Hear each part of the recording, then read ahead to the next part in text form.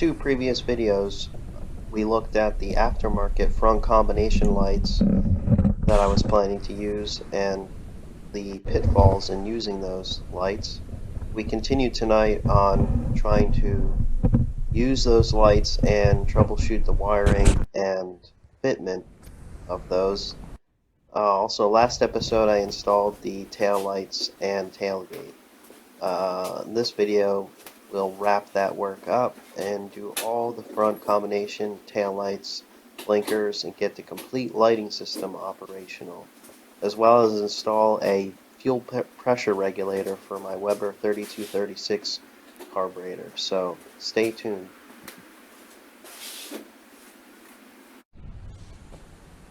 Okay, so what the plan is tonight is to take the crummy aftermarket junk from China that I bought and use some original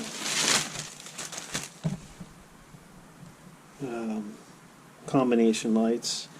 And what I'm going to do is just swap out the lenses, because these are actually the US spec ones. These are off a coupe, and I want to use them for the Ute. I want to use the Ute style ones because I think they're actually better looking. So I'm going to take this amber lens off, clean them up a little bit, put new bulbs in, and put the lenses off these ones. I did go ahead and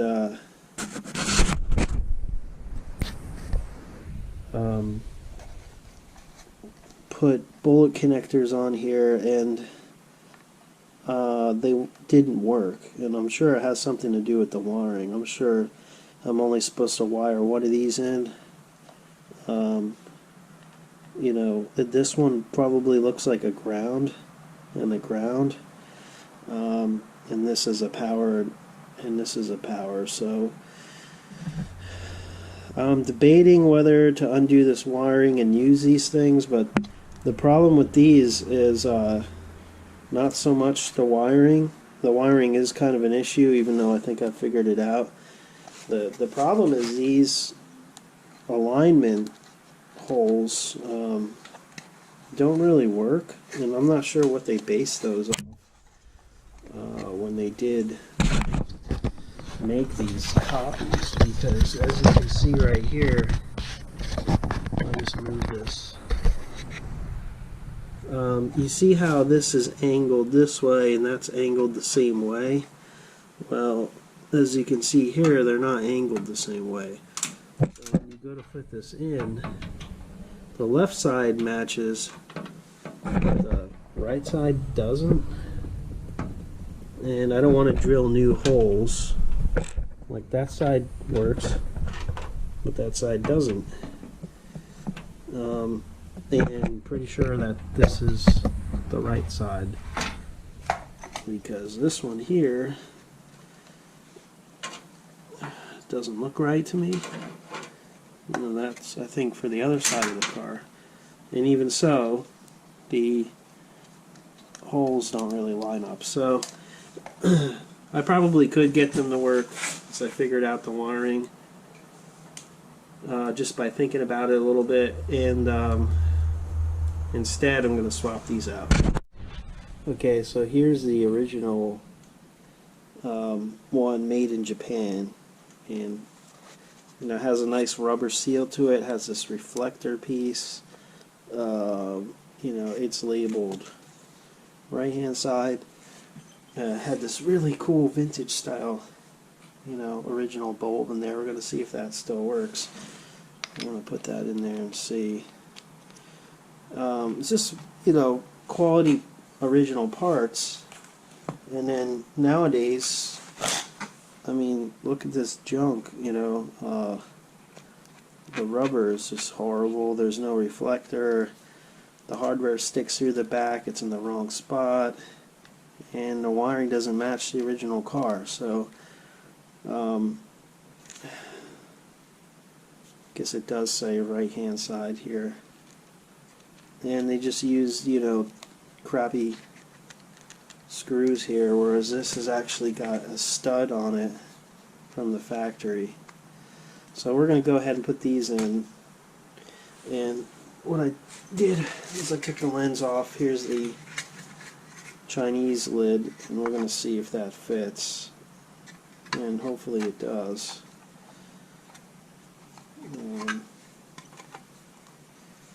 Do I have the correct one? Let's see here. Yeah, it looks like it might fit with a little bit of work here. I'm gonna try. I'm gonna put the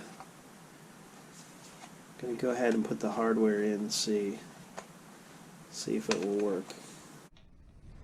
Okay, well, it did go together. They did bolt together. One thing I will say is there's still a bit of a gap there. I'm thinking about even maybe caulking that so that water doesn't get inside. I'm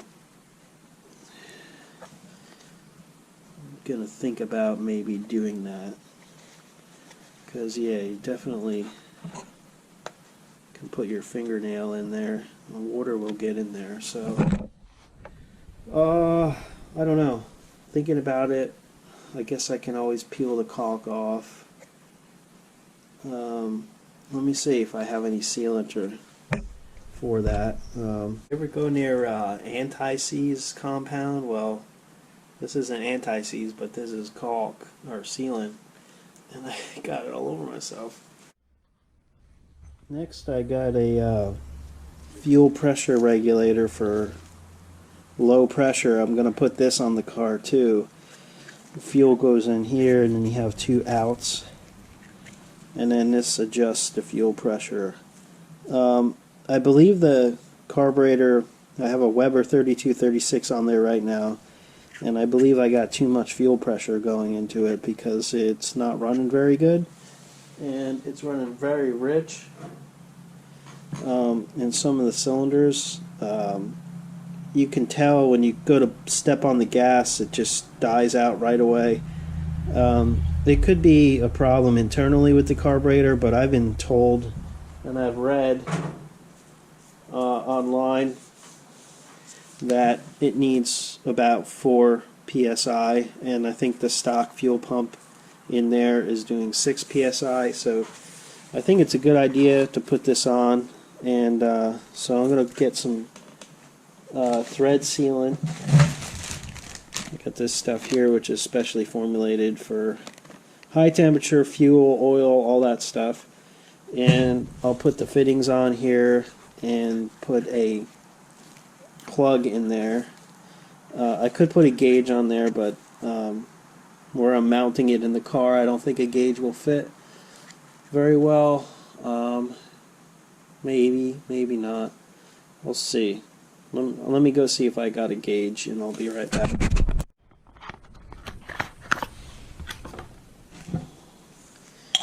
Of course, it's the wrong size, so that's not going to work.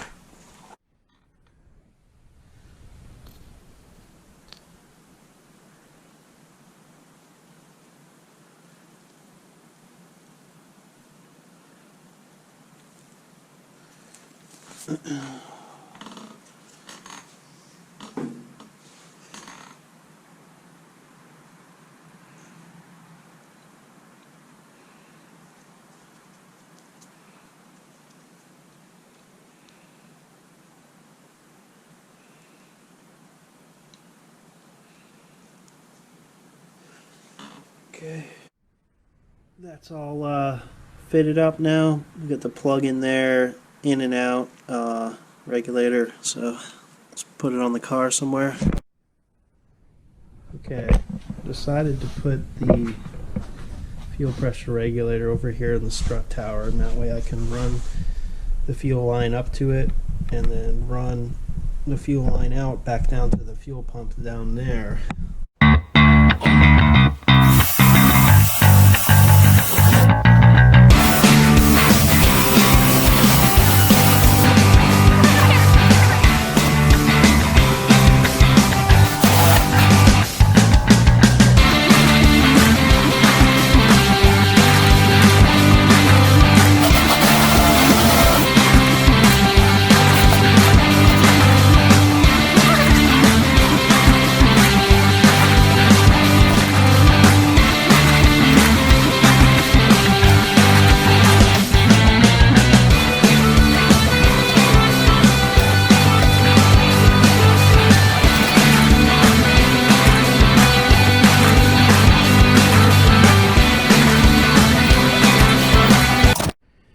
If you don't have one of these, you should get yourself one. It's a hose cutter tool.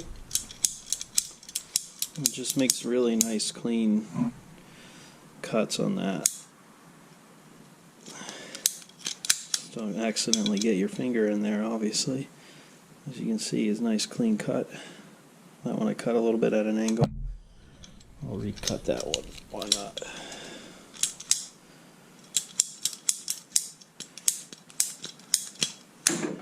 Oops.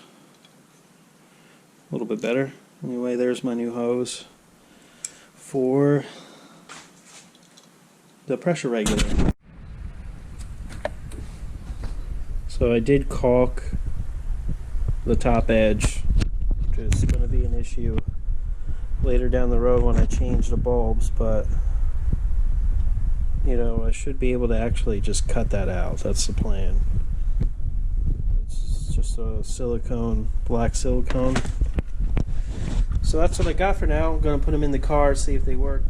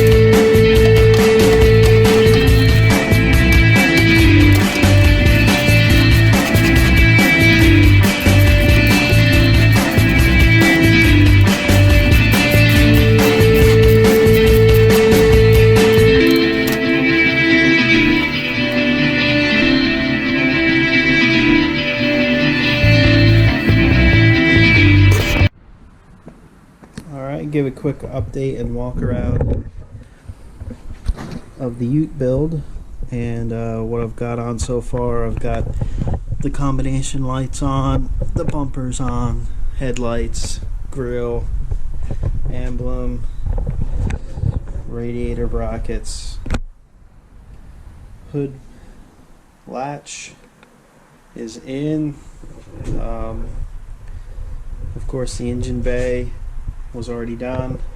I did put in a fuel pressure regulator to try to fix the carburetor a little bit, having some issues with throttle response and it's stalling out, and got to look into that further.